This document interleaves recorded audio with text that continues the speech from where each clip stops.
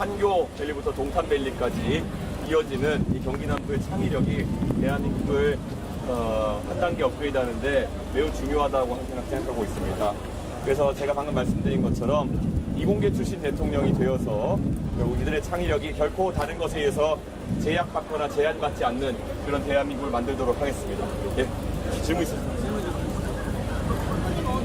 분이 안 계신 사무실에 김문수가 찾아가서 이때까지 기다리기 잘 못했었는데 답변에 대한 진정성이 느껴지시는지 그리고 본통령까지 노력하겠다고 하고 발언에 대해서 어떻게 생각하시는지. 제가 사실 제 전화기가 차단되었기 때문에 어제는 제가 뭐 일에 집중 좀 하느라 저희 쪽 관계자들의 전화도 제가 잘 못 받았습니다. 그래서 김문수 의원이 어떤 상황인지 정말 제가 전화로 파악하기 어려웠던 그런 상황인데 뭐 그렇게 일정이 잡히지 않았는 데까지 오셔가지고 좀 몸둘 바를 모르겠습니다. 그런데 뭐 김문수 후보의 뭐 입장에 대해서는 제가 뭐 그 진정성을 의심해 본 적도 없고 선의를 의심해 본 바도 없습니다. 하지만 저는 만날 계획이 없다. 그리고 단일화나 아니면 이런 것에 대해서 논의할 의지가 없다라는 것을 일관되게 밝혀왔기 때문에 변화는 없을 것 같습니다. 네? 지금 사전투표율이 역대급을 기록하고 있는데 어떻게 아무래도 지난 6개월 동안 대한민국의 혼란에 대해서 많은 유권자들께서 이제는 빨리 끝나야 된다는 생각을 하고 계신 것 같습니다. 그래서 높은 사전투표율로 나타나고 있는데요. 저는 이번에 정말 높은 사전투표를 넘어서 정말 투표율 80%, 90%를 넘는 그런 결과가 나왔으면 좋겠습니다. 이런 위기를 극복하는 상황 속에서는 높은 투표율이 그 결과의 정당성을 또 부여할 수 있기 때문에 많은 분들이 참여해 주셨으면 좋겠습니다. 사전 투표를 마치고 이날 기준 두 자릿수 유지 중이신데 분산 전략이 어느 정도 대선에 파고들었다고 계시는지 저는 사실 이번 선거에서 아직까지 의사결정을 하고 계신 그럼 미래지향적인 유권자들이 더 계시다 이렇게 생각합니다. 그래서 더 지지율이 오를 것이다 이렇게 예상하고요. 무엇보다도 이번 TV토론 과정을 통해 가지고 이재명 후보가 정말 피상적으로 답변하는 모습, 그리고 오히려 질문에 대해서 질문으로 답하면서 시간을 끄는 모습, 그리고 오히려 제가 나이가 좀 젊다고 해가지고 항상 훈계하려고 드는 모습, 이런 것들을 보면서 대한민국의 젊은 유권자들이 많이 실망했을 것이다 이런 생각을 하고 있습니다. 대한민국의 미래에 대한 여러 가지 질문, 그리고 현실성을 묻는 질문에 대해 가지고 훈계하듯이 그렇게 답하는 자세, 그게 상대 후보에게 하는 자세라면은 대한민국 국민, 일반 국민들에게는 어떻게 할지 상상도 가지 않습니다. 우리 국민들께서 그런 부분을 잘 파악하셔야 될 것 같습니다. 예, 또 질문 있으면. 네. 토론회 때 하신 발언과 관련해서요. 예. 전화를 가지고 여성 후보가 아니다. 대표님은 남성 경우는 괜찮냐 이렇게 말씀을 하고 계신데 제가 참 민주당이 생각했다는 것이 참 그 정도라는 게 처음에는 이것이 커뮤니티발 허위 사실이라는 식으로 이야기했었는데 어제 마침 언론의 공개로 이재명 후보 아들의 구약식 공소장이 나오게 되면서 그 발언이 실제 처벌받은 내용에 포함되어 있다는 것을 유권자들이 알게 되었습니다. 그랬더니만 들고 나오는 얘기가 여성이 아니라 남성에게 한 그런 폭언이 아니냐라는 말인데요. 사실 제가 또 이게 입에 옮기기도 민망하지만은 그 표현이 남성에 대한 표현과 여성에 대한 표현을 결합시켜놨고 마지막에 여성에 대한 표현으로 끝나는 것입니다. 그것을 무엇으로 받아들일지는 해석의 영역이겠지만은 그러면 민주당에서 하는 말 다 듣는다 하더라도 남성에게 그런 추잡한 이야기를 하는 것은 괜찮다고 민주당에서는 기준을 잡은 것인지 이런 식으로 자꾸 메시지를 흐릴 것이 아니라 이재명 후보께서 빨리 사과하는 것이 옳다. 저는 그렇게 생각합니다. 예. 예. 표현 가지고 주시는 이런 양상인데 이번에 이제 생각하시는 이 논란의 본질은 뭔지 저는 이재명 후보가 그 가족의 어쨌든 이런 아주 안 좋은 모습에 대해 가지고 물타기로서 일관하고 있다. 그리고 메신저 공격으로 일관하고 있다라는 점을 지적하고 싶은 겁니다. 거기다가 오히려 그 수준이 단순히 반박하는 수준을 넘어가지고 국회의원이 사실에 맞는 부합하는 이야기로 검증을 했는데 거기에 대해서 본인이 답을 제대로 하기 싫다는 이유로 국회의원이라는 헌법기관의 신분의 사람에게 제명을 거론하면서 이렇게 협박한다는 것은 이분이 도대체 어떤 삶을 살아온 건지 좀 궁금하다 이런 생각이 듭니다. 예.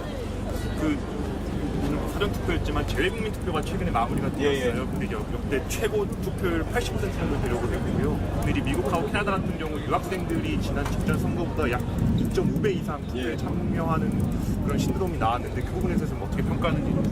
아무래도 이번에 유학생들께서 계엄이 발생한 본국의 상황을 보면서 더 많이 놀라셨고 특히 국제적으로 교류를 많이 하시다 보니까 주변에서 그런 위기에 대한 이야기를 많이 들으시지 않았나 그런 생각합니다. 그래서 빨리 그 위기를 극복해서 해외에서 다시 한번 자랑스러운 대한민국으로 모국을 소개할 수 있는 날이 오길 바라면서 투표율이 높아졌다 생각합니다. 아주 저도 유학생 출신이지만 아주 긍정적이고 자랑스러운 그런 투표율이라고 생각합니다. 기다리시는 분이 많아서 한 분만 사전 무방유세 계획이 좀 있으신가요? 예, 사실 무방유세 계획을 어제부터 실행하려고 했는데요.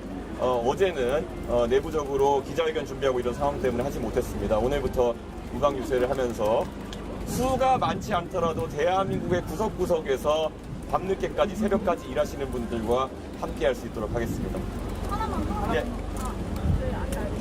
이재명 후보 아들 발언 관련해서 나와서 찍으실 거면 저 돌아가셔서 저 방금 오늘 아침에도 경쟁이라는 표현을 쓰더라고요. 이게 또 작년에 SNS 올리신 다음에 면전에서 보유할 사람이 있느냐 그리고 이제 본격적인 발언을 정치인과 연결시키는 게 맞느냐는 취지의 부분을 올리신 게 혹시 찍으실 거면 저 돌아가셔서 쓰시면 돼요. 뭐 연좌에 해당하는 부분이라고까지 보진 않습니다. 저는 연좌제에 반대하지만은 이 논란에 있어가지고 이재명 후보가 거짓말을 한 부분도 제가 아까 아침에 기자회견하면서 이야기를 했죠. 실제로 이 도박 논란 관련해서는 지난 대선 때는 이재명 후보가 해명할 때 뭐 사과를 하긴 했지만은 뭐 한 1,000만 원 정도 되는 돈을 잃은 것 같다. 그러니까 도박의 어떤 경미한 사안이었다 이렇게 얘기했는데 이번에 상습적인 도박이었고 2억 3천만 원 가까운 도박 자금이 투입됐다는 것이 드러나면서 그때 해명한 것과 아주 다르다는 것이 드러났고요. 그리고 이재명 후보 입장에서는 저에게 토론 과정에서 굉장히 지역적인 어떤 인신공격성 발언들을 해왔던 것을 많은 국민들이 보셨을 겁니다.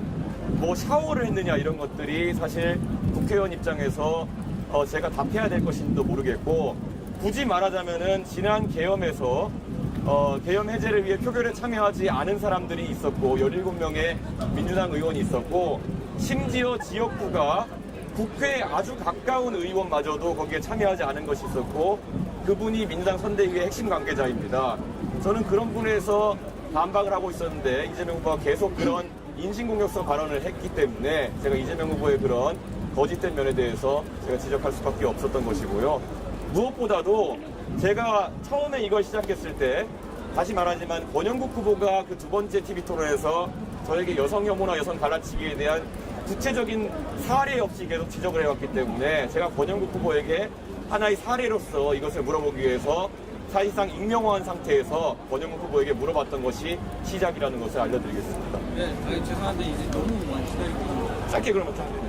어쨌든 그런 발언들이 뭐 커뮤니티나 이런 데서 나타나는 게 문제라고 생각하셔서 그런 부분을 이제 지적을 하신 것 같은데 그럼 그런 커뮤니티 같은 곳에서 이런 발언들을 좀 없애기 위해서 가이드라인을 준비한다는 식의 정책? 저는 커뮤니티는 자유의 공간이라 생각합니다. 그 자유의 공간을 어떻게 활용하느냐는 개인의 그런 문제인 겁니다. 우리가 지금 여기 서 있는 광장도 우리가 이렇게 정치를 이야기할 수 있는 공간이기도 하지만 누군가는 고성방가하는 공간이 될 수 있는 겁니다. 그렇기 때문에 저는 인터넷상의 웬만한 검열에 대해 가지고는 뭐 아동 성착취물이라든지 아주 문제가 되는 상황을 제하고는 검열은 최소화해야 된다 그런 생각을 하고 있습니다. 그렇기 때문에 저는 이재명 후보의 아들분은 그 자유의 공간에서 방종을 한 것이고 그것이 일탈행위를 넘어가지고 범죄에 이르게 된 것이지 제가 그런 아주 특별한 저는 살면서 한 번도 생각해 본 적이 없는 굉장히 상상력 넘치는 그런 발언을 한 인사 하나 때문에 자유가 제약돼서는 안 된다 생각합니다.